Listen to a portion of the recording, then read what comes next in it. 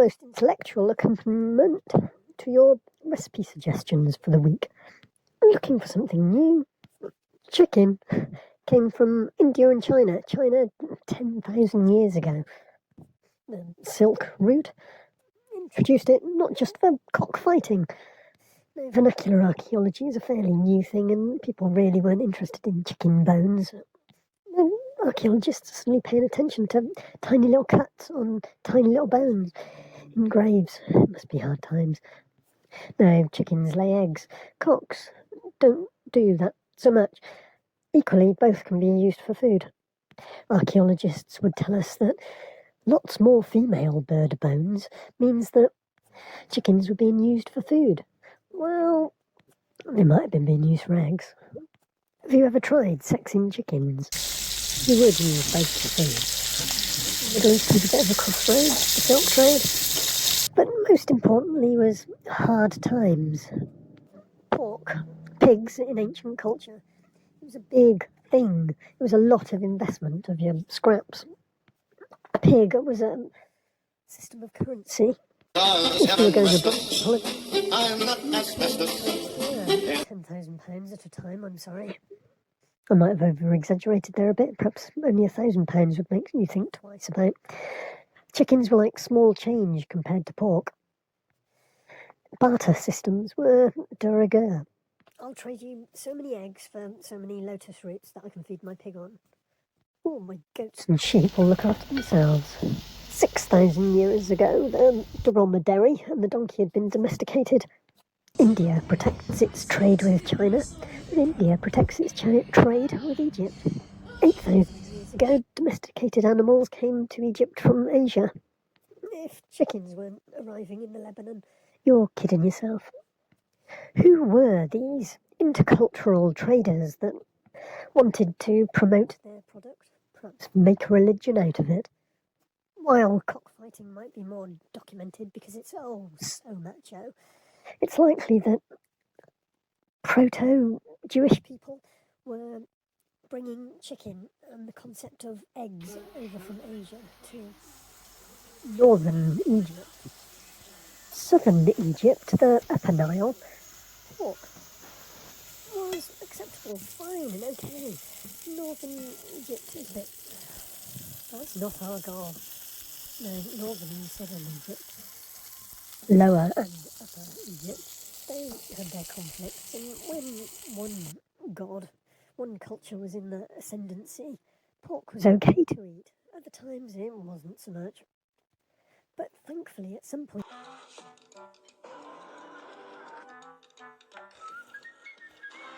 in time, both pork, bacon and eggs came together within one single culture. The Upper Nile, southern Egypt, even now is called Black Africa. The southern shores of the Mediterranean, this is the Arab belt.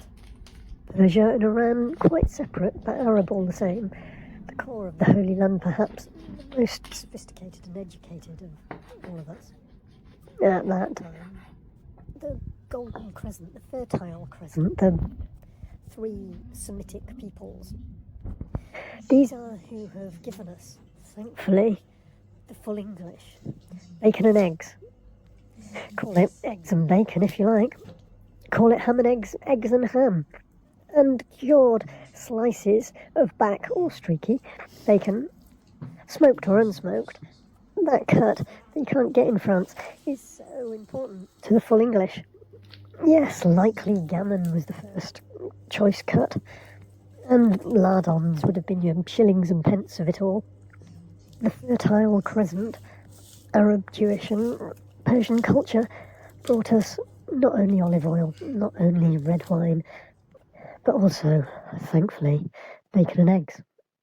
It's not a big stretch to realise that if pigs were permissible in Black Africa and Ethiopia, later Zimbabwe, were the extent of the early diaspora of that tribe of David, Jewish people looking down their nose at Black Africa pork when they're trying to trade this new chicken product, accessible to all, even in its baby format. It's going to be banned, it's going to be dirty, it's just not kosher. No, I'm going to stray on to everywhere beyond those trading routes. There were tribal rebels, weren't there? Brigands and bandits robbing these Holy Land traders. However much we like to close our minds to it, human existence was never that far away from cannibalism. Original slaves, as you may see yourselves to be, you're going to want to have some standards, aren't you? Rich Jewish people have always exploited poor Jewish people masses. The golden, fertile crescent is more civilised than the rest of the known world, where they eat bushmeat. Bushmeat that surely causes diseases like COVID. Bushmeat that, just the same as cloth, brings the Black Death, plague. All those thousands of years ago, it must have seemed like an enlightenment that we've decided ethically and morally that we're not going to be cannibalistic. It's worth creating a religion out of that. And it's disrespectful of your forefathers not to acknowledge such fears, really, of descent into Neanderthalism. My apologies to any listeners that have a high percentage of Neanderthal blood in them, as we all do to a certain extent. Butchery is a cultural art form. Have you ever spatchcocked a bird? Beccaficio. Schizophrenia in Italian and in French. Spatchcock. Three-dimensional architecture. Space divided up into lots of different triangles. And then those triangles can be wrapped around something. Basically, you're breaking the spine of a bird. Dear, oh dear. A pig or a venison, it's usually to shove a rod up all the way through it and roast it over a fire that way rather than flatten it out. You'd have to have a huge pan, and metal tends to be in short supply. Cutting the legs off, something that you don't want a bigger animal, a deer for example, you want the skin, so you take the skin off there, then you chop it off, then you chop its head off. You go after the choice ribeye along the back, along the spine. You can separate out the ribs. Probably want to do that all together and just put them in a pot. It's all much more manageable. Going duck is perhaps even more so, but duck's flavour.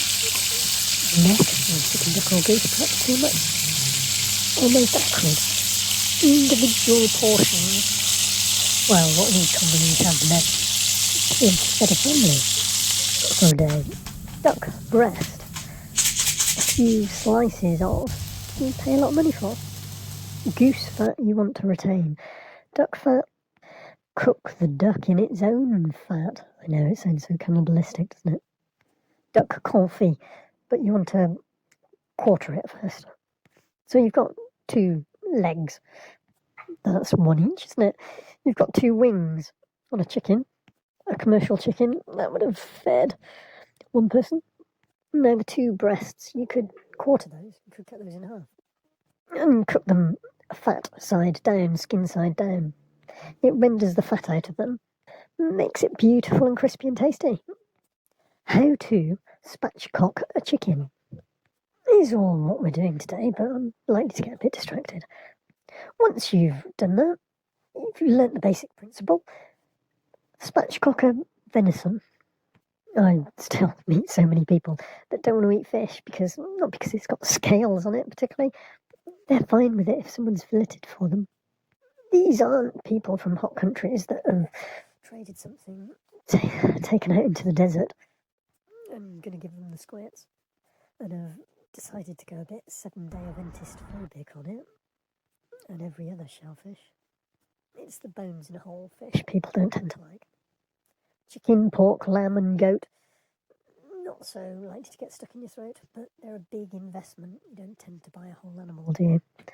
Incidentally, goat tends to be chopped up with a bandsaw, and there can be some bones a lurking. in those cubes of meat. Another of our in-depth study for this 5-meat, 5-day recipe suggestion plus an omelette is tuna steaks. Is tuna, possibly the original mermaid, swims with dolphins, and if you catch one, it's like a bonanza. It's jackpot. It's bingo. It's you beauty. You're going to be the big fish when you get home, the big kahuna.